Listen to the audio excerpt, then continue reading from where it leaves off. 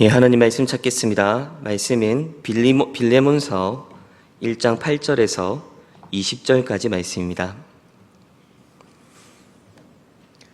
신약성경 351페이지쯤 빌레몬서 1장 8절에서 20절까지 말씀입니다.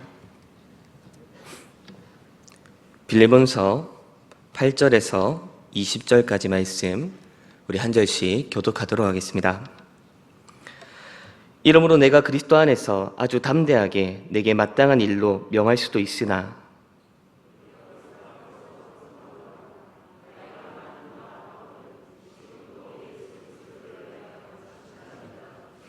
갇힌 중에서 낳은 아들 오네시모를 위하여 내게 간구하노라.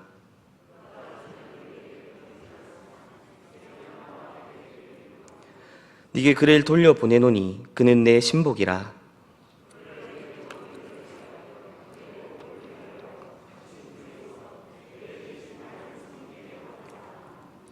다만 내 승낙이 없이는 내가 아무것도 하기를 원하지 아니하노니 이는 너의 선한 일이 억지같이 되지 아니하고 자의로 되게 하려 함이라.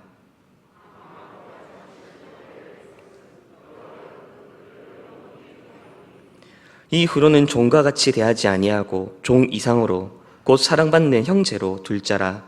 내게 특별히 그러하거든 하물며 육신과 주 안에서 상관된 네게랴.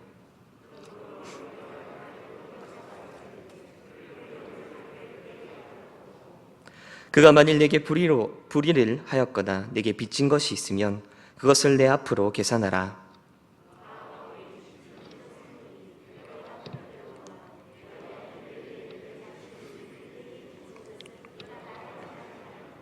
함께 읽겠습니다. 오 형제여, 나로 주 안에서 너로 말미암아 기쁨을 얻게 하고 내 마음이 그리스도 안에서 평안하게 하라. 아멘. 일반적으로 사람들은 전쟁이나 갈등, 다툼과 같은 상황들을 싫어합니다. 반대로 이런 전쟁과 갈등이 없는 평안한 상태, 즉 화평을 좋아합니다. 다툼이 없고 분쟁이 없고 갈등이 없는, 그렇게 이런저런 어려움이나 사건, 사고가 일어나지 않는 그런 상황을 많은 사람들이 좋아할 것입니다. 바로 이 화평과 평화를 좋아하는 것이지요. 그런데 정말 사람들이 화평과 평화를 좋아하는 것일까요? 또 사람들은 이 화평을 이루기 위해서 많이 애쓰고 노력을 하는 것입니까? 물론 이것은 이 평화와 화평을 어떻게 정의 내리느냐에 따라서 달라지겠습니다. 만약 이 화평과 평화를 앞에서 말한 것처럼 그저 갈등이 없고 그저 분쟁이 없고 다툼이 없고 아무런 사건, 사고가 일어나지 않는 그런 상태로 화평과 평화를 이해한다면 많은 사람들이 바로 이 화평을 좋아할 것입니다. 하지만 사실 이런 것은 화평이라기보다는 무사안일에 가까운 상태입니다. 아무 일도 일어나지 않아서 평안하고 한가로운 상태. 이것은 화평과 유사해 보일지는 모르지만 적어도 성경이 우리에게 제시하는 화평의 모습은 아닙니다. 그렇다면 성경이 말하는 화평은 무엇입니까? 그리고 어째서 사람들은 성경이 말하는 화평을 선호하지 않습니까? 나아가 우리는 어떻게 해야 성경이 우리에게 말하고자 하는 화평을 이루며 살아갈 수 있을까요? 오늘 빌레몬서 말씀을 통해 함께 이 내용들에 대해서 생각해 보겠습니다. 오늘 우리가 읽은 빌레몬서 말씀에는 크게 3명의 인물이 등장합니다. 우선 이 서신을 기록하고 있는 바울 사도, 그리고 두 번째는 이 편지의 수신자인 빌레몬, 그리고 마지막으로 이 빌레몬의 노예이자 바울을 통해서 복음을 전해들은 오네시모가 바로 등장인물입니다. 이 빌레몬서 말씀에 대해서는 올해 초에 이승영 목사님께서 수요기도의 시간에 설교하신 적이 있습니다.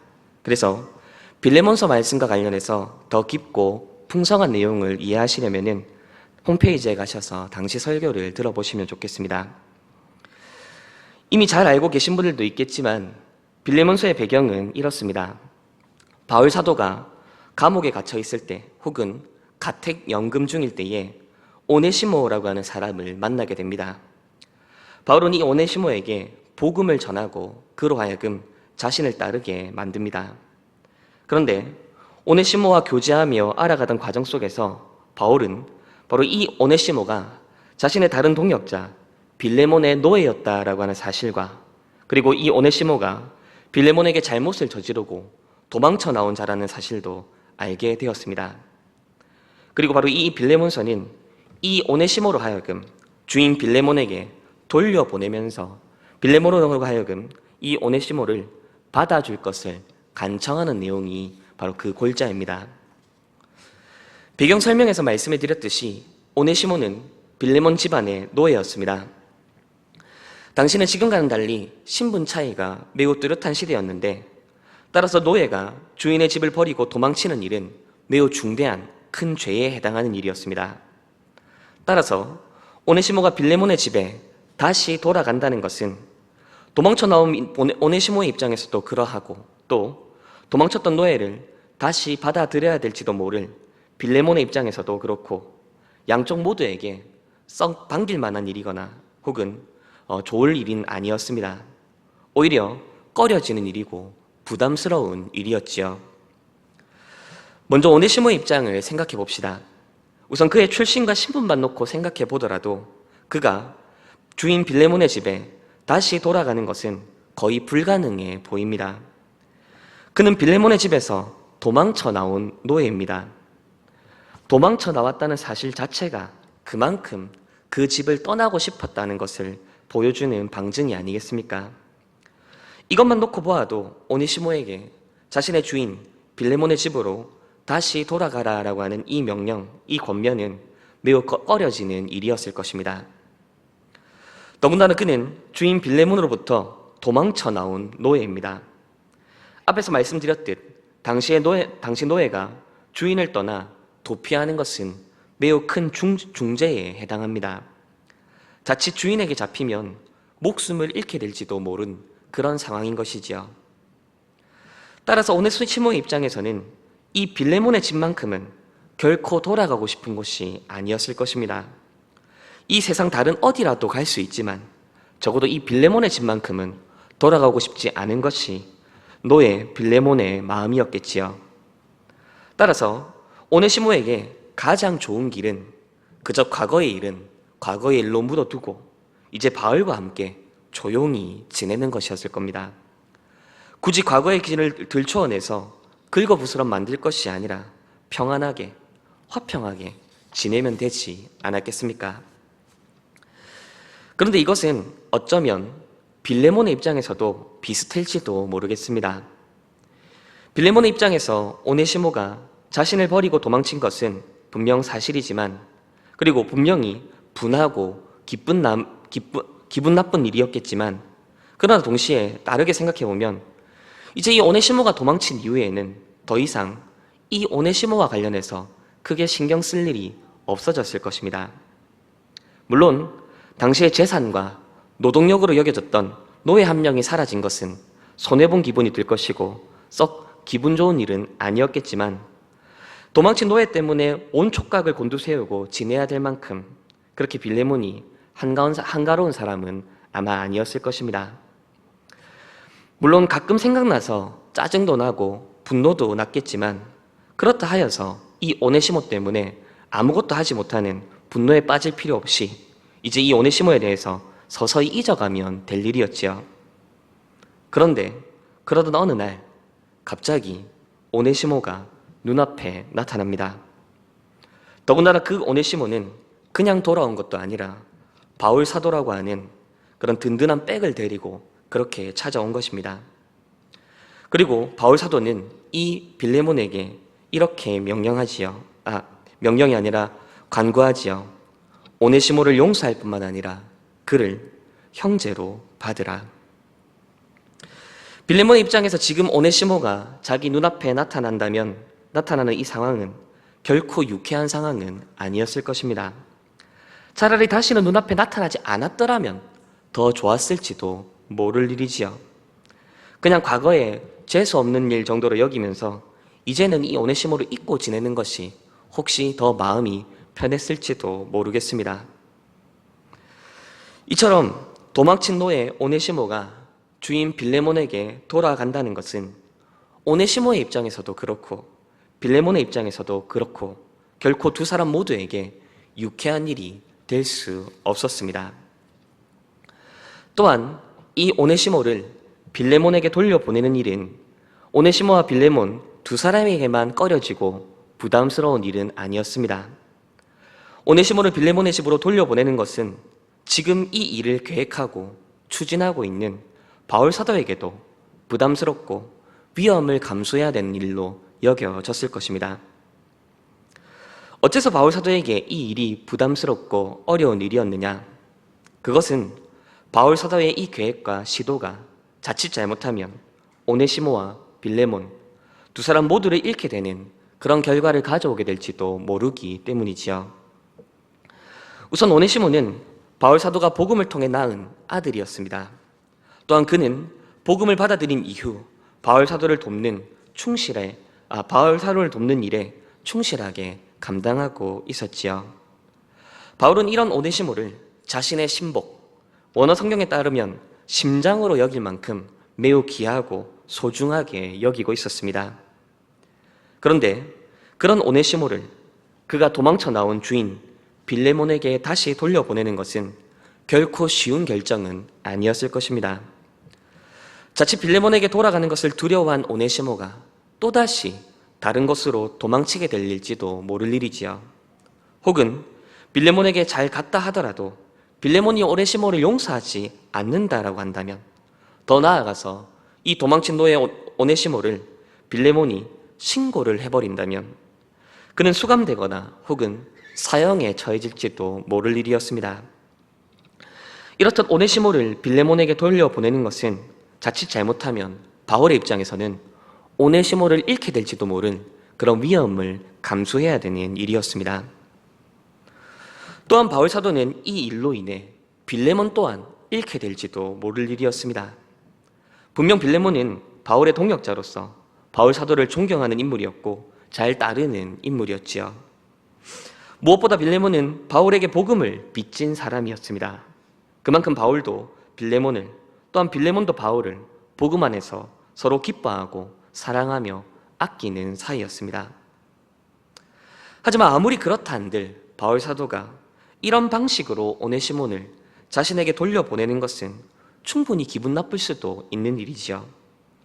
아무리 바울 사도라 하더라도 노예가 주인에게 잘못을 저지르고 도망친 이 일에 대해서 이래라 저래라 왈가왈부하는 것, 참견하는 것은 어쩌면 빌레몬의 입장에서는 월권이고 소위 오지랖으로 여겨졌을 수도 있는 상황이었습니다.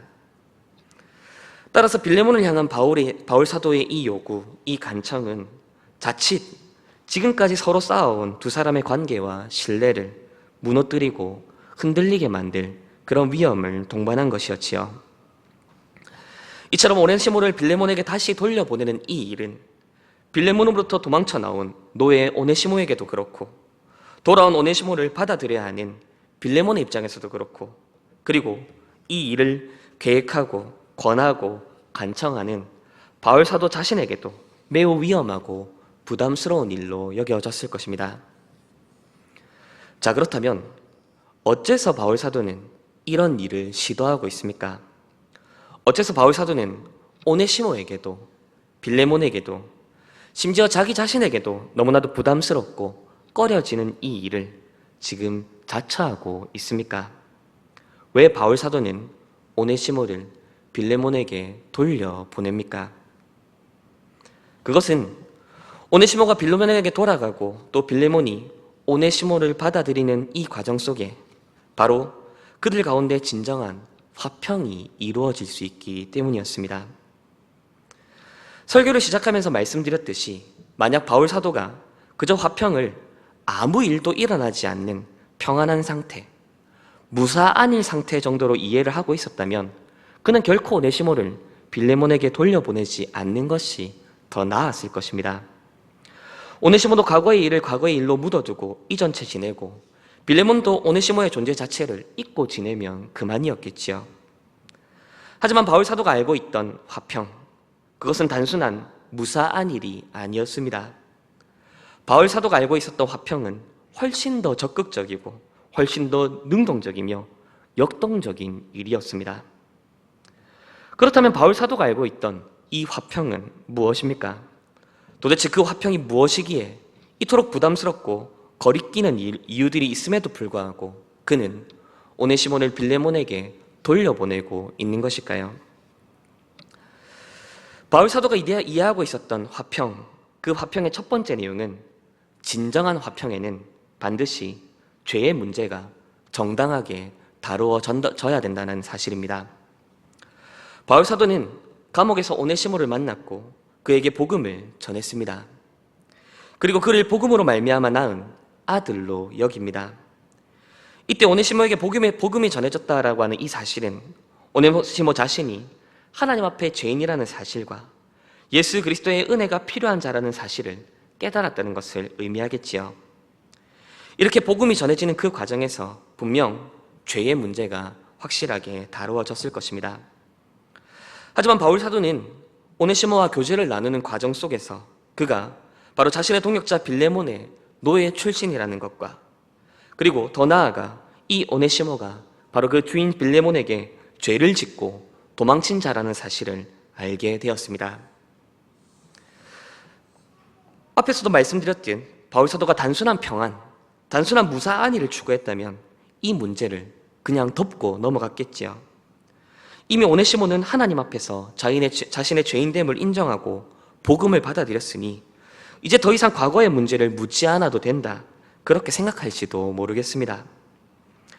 하나님 앞에서 죄의 문제를 다루었으니 이제 더 이상 사람 빌레몬을 향한 죄의 문제를 다루고 넘어갈 필요가 없다, 그렇게 여겼을지도 모릅니다.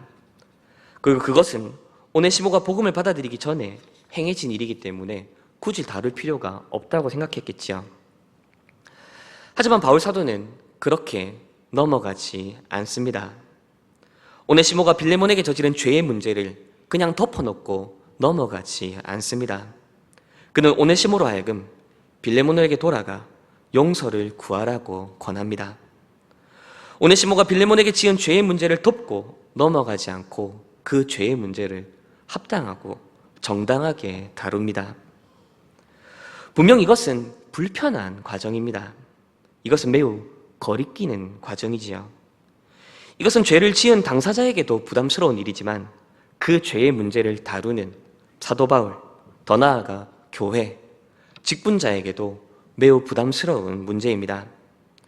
자신의 죄를 인정하고 빌레몬에게 용서를 구하는 자리로 나아가는 것, 이것은 당사자인 오네시모에게도 불편하고 꺼려지는 일이지만 그것을 권면해야 되는 바울 사도에게도 부담스러운 일이었습니다. 그럼에도 불구하고 바울 사도는 이 오네시모를 빌레몬에게 돌려보냅니다. 오네시모로 하여금 빌레몬에게 지은 죄를 인정하고 빌레몬에게 용서를 구하도록 권합니다. 왜냐하면 진정한 화평은 오직 죄의 문제가 정당하게 다루어질 때에만 주어질 수 있는 것이기 때문이지요.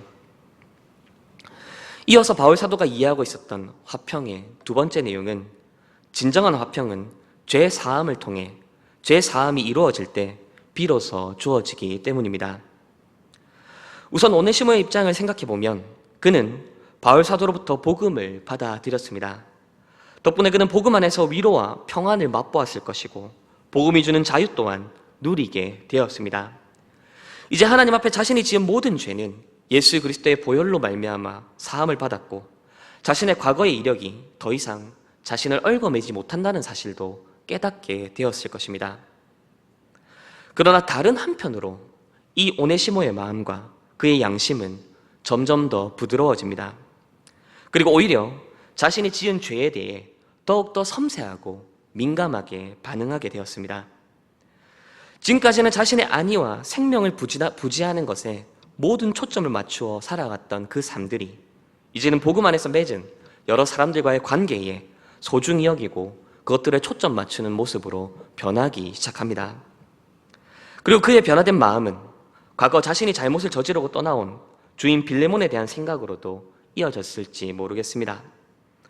복음을 받아들이기 전에는 그저 묻어두고 싶은 일이었지만 오히려 복음을 받아들이고 나니 빌레몬을 향해 지은 자신의 죄가 해결받고 싶다는 그런 마음을 품었겠지요.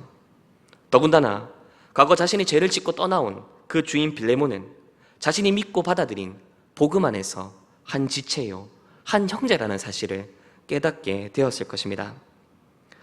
그래서 오네시모는 바울 사도에게 자신의 과거를 털어놓습니다. 자신이 빌레몬에게 지은 죄를, 잘못을 이야기합니다. 그렇게 오네시모는 자신이 빌레몬에게 지은 죄의 문제를 용서받고 해결받기를 요구하고 있습니다. 물론 오네시모가 바울 사도에게 먼저 찾아와서 빌레몬에게 돌아가겠다고 말을 했을지, 아니면 일반적으로 알고 있는 것처럼 바울 사도가 먼저 오네시모에게 돌아가라고 권면했을지, 그것에 대해서는 정확하게 알 수는 없습니다. 아마 후자가 더 근거가 있지 않을까 그런 생각이 듭니다. 다만 오네시모가 받아들였던 그 복음은 오네시모로 하여금 빌레몬에게 돌아가라라고 하는 바울 사도의 권면을 들었을 때에 돌아갈 수 있는 마음의 담력과 그리고 힘을 주었을 것입니다. 그렇게 오네시모는 바울의 권면을 받아서 빌레몬에게로 돌아갔던 것이지요. 이어서 빌레몬의 입장을 생각해 봅시다. 빌레몬에게 오네시모의 도주는 분명 화나고 불쾌한 일이었습니다. 더군다나 오네시모가 자신에게 잘못을 저지르고 떠난 이 상황은 더더욱 그를 분노하게 만들 수도 있는 일이었지요. 물론 앞에서 이야기했지만 빌레몬이 이 오네시모가 도망쳤다라고 하는 사건만 생각하며 그렇게 지낼 정도로 한가한 인물은 아니었을 겁니다. 분명 그에게는 생업이 있었고, 또한 자신이 속한 지역의 교회와 그리고 성도들을 돌아보는 일도 열심히 감당하는 자였습니다. 그렇게 빌레몬에게 이 오네시모의 도피 사건은 문득문득 생각나는 일이었을지는 모르지만, 그렇다고 해서 다른 모든 일들을 못하게 할 만큼 그렇게 매달리게 하는 그런 사건은 아니었을 겁니다. 하지만 바로 그 문득문득 생각나는 그 순간 빌레몬은 아마 분노와 불쾌감으로 젖어들었겠지요. 그것이 순간 스쳐 지나가는 감정이 되었든지, 때로는 곱씹고 고심하느라 밤을 지새울 정도의 일이 되었든지, 분명 빌레몬은 이 오네시모가 자신에게 도망친 이 사건으로 인해서 분노와 불쾌감을 느끼고 그런 감정에 사로잡히는 경우들이 종종 있었을 것입니다. 바로 그런 빌레몬 앞에 오네시모가 찾아왔습니다. 오네시모가 자신의 죄를 인정하고 용서를 구하기 위해 찾아왔습니다. 더군다나 그 오네시모는 자신이 존경하고 따르는 바울 사도의 편지를 들고 찾아왔습니다. 이때 빌레몬이 복음을 모르는 자였다면 그는 그 자리에서 오네시모를 결박하고 관청에 신고했을지도 모릅니다. 혹은 문전박대하고 그를 쫓아내버렸을지도 모를 일이지요. 그렇게 자신에게 죄를 지은 이 오네시모에게 그는 분노와 안갚음으로 감정을 해소하려 들었을지도 모릅니다. 하지만 빌레몬은 자신에게 용서를 구하러 찾아온 오네시모를 받아들입니다. 오네시모의 잘못을 용서하고 그를 형제로 받아들입니다. 이것은 그저 빌레몬이 사랑이 많아서이거나 혹은 그저 그가 믿음이 좋아서이기 때문만은 아니지요. 물론 빌레몬은 사랑이 풍성한 자였고 믿음이 복음에 신실한 일꾼이었음은 분명합니다. 다만 빌레몬이 오네시모를 용납하고 받아들이게 된 또 다른 이유, 그것은 바로 이 용서야말로 빌레몬을 사로잡고 있었던 부정적인 감정으로부터 벗어날 수 있는 가장 확실한 방법이요 길이었기 때문이지요. 바로 이 용서야말로 용서를 받아야 되는 오네시모에게나 혹은 용서를 해야 되는 빌레몬 모두에게 화평을 안겨다주는 진정한 길이었던 것입니다. 우리가 살아가는 이 세상은 결코 용서를 선호하지 않습니다. 세상은 용서를 구하는 자에게, 용서를 구하고 용서받는 자에게나 혹은 용서를 베푸는 자 모두를 썩 좋게 봐주지 않습니다. 세상은 용서를 구하는 자에게 죄인과 전과범이라고 하는 낙인을 찍어버립니다. 애초에 용서받을 일 자체를 만들면 안 되지, 용서 빌 만한 일, 용서를 구할 만한 일 자체를 만들면 안 된다라고 여기며 혹여나 그런 일을 저지른 자들을 향해 그저 죄인, 그저 전과범, 그렇게 나쁜 놈으로 낙인 찍고 평생 그렇게 취급해버립니다. 이러한 세상 속에서 사람들이 택할 수 있는 방법은 그저 죄를 덮는 것입니다. 죄를 죄가 아니라고 말하는 것이지요. 애초에 그런 죄를 지은 적이 없다고 말을 합니다. 물론 약간의 과오와 실수는 있을 수 있을지만 그렇게 용서를 구할 만큼, 용서를 빌 만큼의 죄를 지은 적은 없다라고 말을 하며 죄를 인정하려 들지 않습니다. 그렇게 죄를 죄가 아니라고 말을 하는 것을 통해 애초에 용서를 구하고 용서받을 상황 자체를 마주하려 하지 않습니다. 또한 세상은 용서하는 것 역시도 좋게 봐주지 않습니다. 용서를 더 이상 미덕으로 생각하지 않습니다. 지금 이 시대의 트렌드는 정의 구현, 참교육, 혹은 소위 사이다 발언과 행위라는 말로 불리는 복수와 안갚음을 하는 것이 트렌드이지 결코 용서를 하는 것이 이 시대의 정신과 문화가 아닙니다. 오히려 이 시대는 용서하는 자들을 향해 미련한 자, 어리석은 자, 호구라고 취급을 합니다. 그러나 바로 이러한 세상 속에서 성경만큼은, 복음만큼은 죄의 문제를 정당하게 다루라고 말을 합니다. 죄를 용서하라고 가르칩니다. 죄가 정당하게 다루어지고 죄의 용서를 구하고 죄의 용서를 행하고 그렇게 죄가 정당하게 다루어지는 그곳에 성경이 말하는 진정한 화평, 진정한 평화가 주어진다. 그렇게 말을 합니다. 그래서 바울 사도는 오네시모를 빌레몬에게 돌려보내고 있습니다. 빌레몬에게 지은 죄에 대해 용서를 구하고 빌레몬에게 지은 죄에 대해 용서를 구하고 용서를 받는 것으로 그 죄의 굴레로부터 벗어나기를 원하고 있습니다. 또한 바울 사도는 빌레몬에게 오네시모를 용서하고 받아들이라 요청합니다. 오네시모의 죄를 용서하는 것을 통해 이 오네시모의 죄가 만들어낸 그 영향과 굴레로부터 벗어날 것을 요구하고 있습니다. 그렇게 오네시모와 빌레몬 사이에 진정한 화평이 이루어지기를 바라고 기대하고 있습니다. 오늘 우리가 살펴본 빌레몬서 말씀은 바울 사도가 쓴 서신들 중에 유일하게 복음이 무엇인지에 대해서 직접 말해주지 않는 그런 서신입니다. 우리의 죄인됨, 예수 그리스도의 십자가 죽음, 예수 그리스도의 부활, 승천 등에 관한 설명이 뚜렷하게 나타나지 않지요.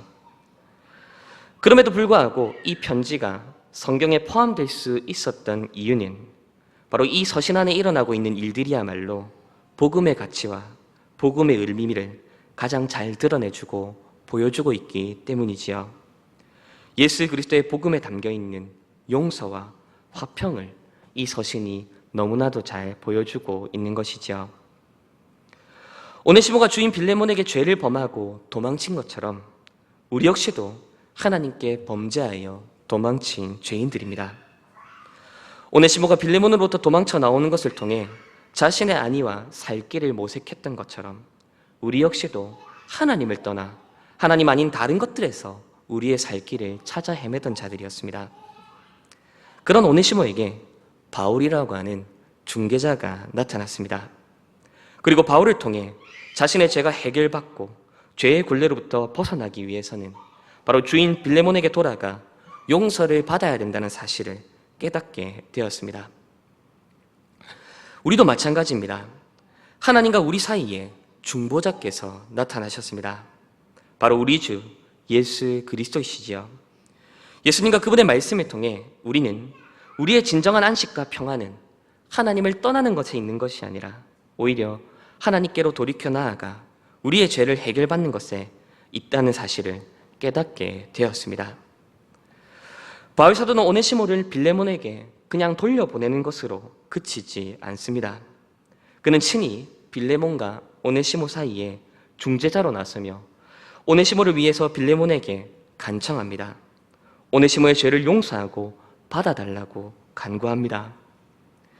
바울의 이러한 모습은 마치 성부 하나님을 향해 우리의 죄를 사하시고 받아주시기를 간구하시는 성자 예수님의 모습을 떠올리게 만들지요. 십자가 위에서 저들의 죄를 사하여 주옵소서라고 외치셨던 우리 예수님의 모습을 떠올리게 만듭니다.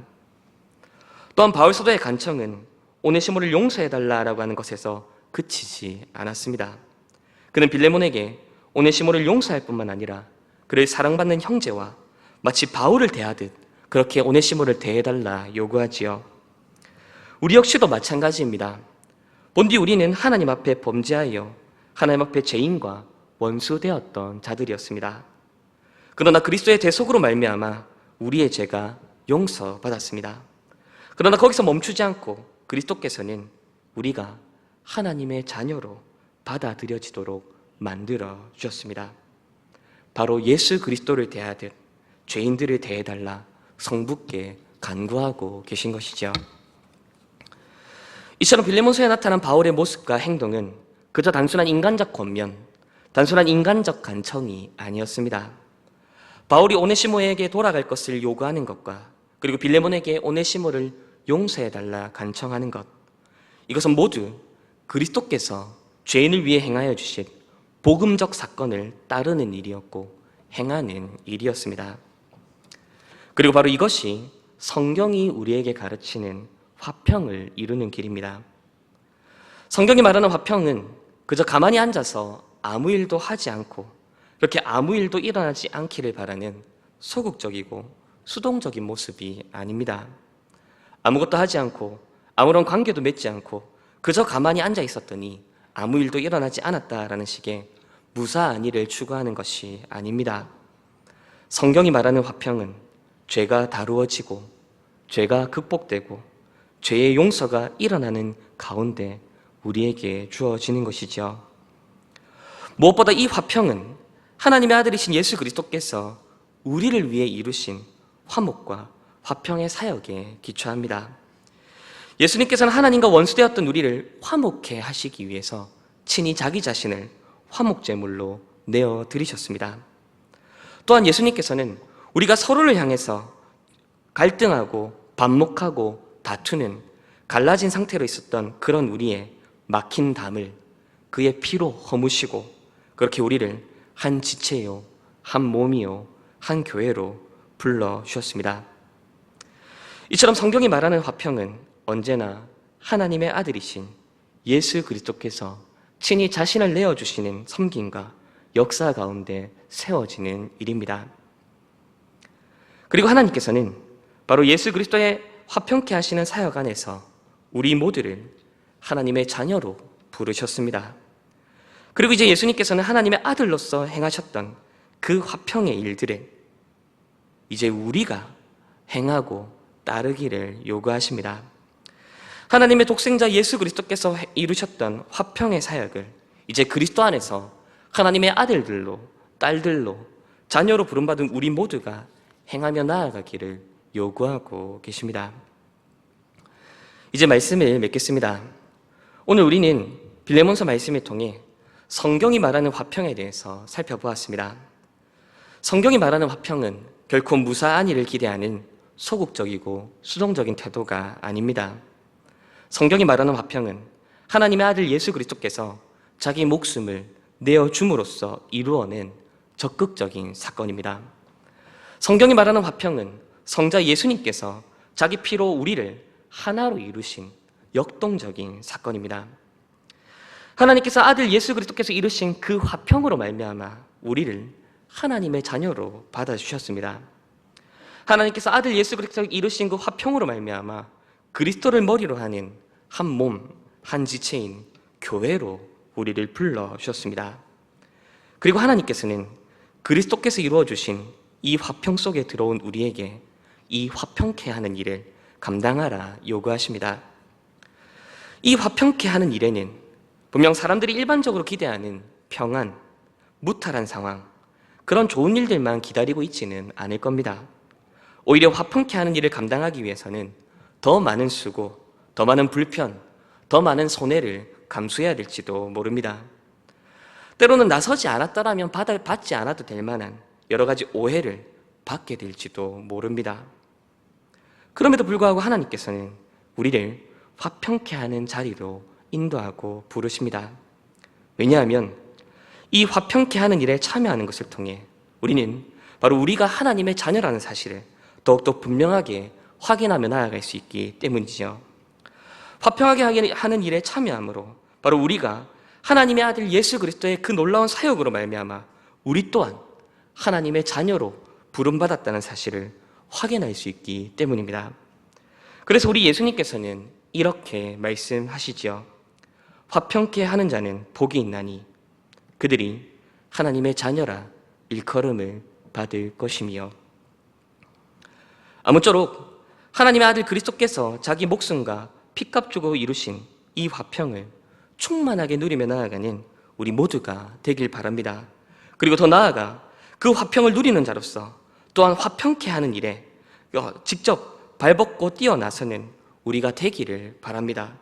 그렇게 화평하게 하는 일을 통해 바로 우리가 하나님의 자녀라는 사실을 더욱 분명하게 드러내고 증거하며 또한 확인받고 나아가는 저와 우리 대흥교회 교우들 그리고 우리 언약의 자녀들 되기를 주님의 이름으로 부탁드리겠습니다. 기도하겠습니다. 살아계신 아버지 하나님, 이 시간 우리를 말씀으로 불러주시고 예수 그리스도의 사역으로 말미암아 우리에게 주어진 화평의 의미를 돌아봐 살피게 하시니 감사합니다. 또한 하나님의 아들 예수 그리스도께서 이루신 그 화평케 하는 일을 그리스도 안에서 하나님의 아들 안에서 또한 함께 자녀로 부름받은 우리에게도 요구하고 계시다는 사실 또한 말씀을 통해 확인하게 하시니 참으로 감사드립니다. 바로긴 아버지 하나님, 이 화평케 하는 사역을 감당하는 것이 우리의 힘과 우리의 자질과 우리의 성정과 우리의 능력으로는 도무지 감당하기 어렵고 힘들겠지만, 그러나 늘 성령 하나님을 의지하는 가운데 그리스도께서 화평케 하신 일을 의지하는 가운데 기꺼이 우리에게 주어진 이 화평케 하는 사역을 감당해 나가는 저희들 되게 하여 주시옵소서. 그렇게 이 화평케 하는 일을 감당할 경우에 우리가 하나님의 자녀와 주의 백성인 것을 이 땅 가운데 드러내며 증거하며 나아가는 저희가 되게 하여 주시옵소서. 감사드리며 우리 구주 예수 그리스도의 이름으로 기도드립니다. 아멘.